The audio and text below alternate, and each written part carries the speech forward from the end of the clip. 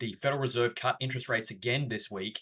And as per many of my previous videos, I'm of the opinion that they're cutting interest rates way before the inflation problem is solved and they're kicking off the next biggest wave. We'll have a listen to the question that Jerome Powell got and then have a look at some graphs to back up why the reporter's asking this question. Firstly, let's hear Jerome Powell, Fed chairman. Follow up.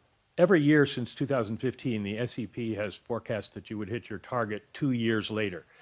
And this year, this SEP says you're going to hit your target 2 years later. 2% does not seem to be in sight. Does that suggest that the 2% target is not really achievable?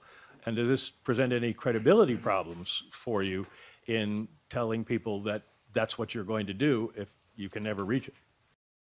Okay, so let's have a look at some graphs on that. Yes, they do have a credibility problem.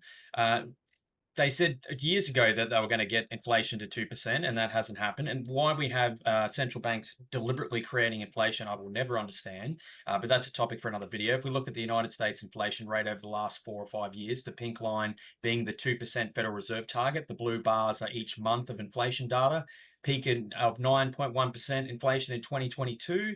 And we can see that no month over the last 4 years has inflation ever once met the Federal Reserve's 2% target. In fact, it's been well above the target. And if we look at other inflation measures, the core inflation rate, which excludes food and energy, of course, none of us buy food or put petrol in our cars or use electricity. So, just don't count that. The government doesn't need to count the price of those things that we definitely don't buy. Again, every single month, well above their 2% target. Same with the core PCE, a very doctored measure of inflation that the Federal Reserve likes to use. And of course, the blue line here shows consumer prices had the Federal Reserve met their 2% inflation target. We'd see prices steadily increase every year, deliberately by design, by central banks, by governments. And the red line shows where they're at now. So there's been way more inflation, so that we don't need to target 2%. They need to allow prices to go down to get back to the even ridiculous 2% trend. So let's now have a listen to what Powell said in response to that very good question about their credibility and inability to meet their inflation targets. Well, I mean, you're right. It does say we're going to get to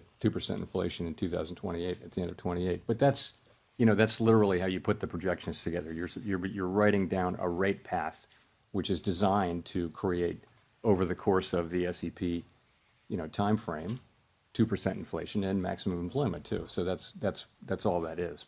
No one really knows where the economy will be in 3 years. But there are 500 PhD economists working at the Federal Reserve. Why can't they figure out where the economy might be in 3 years' time? And why are they manipulating interest rates and trying to deliberately target inflation if they don't know where the economy is going to be?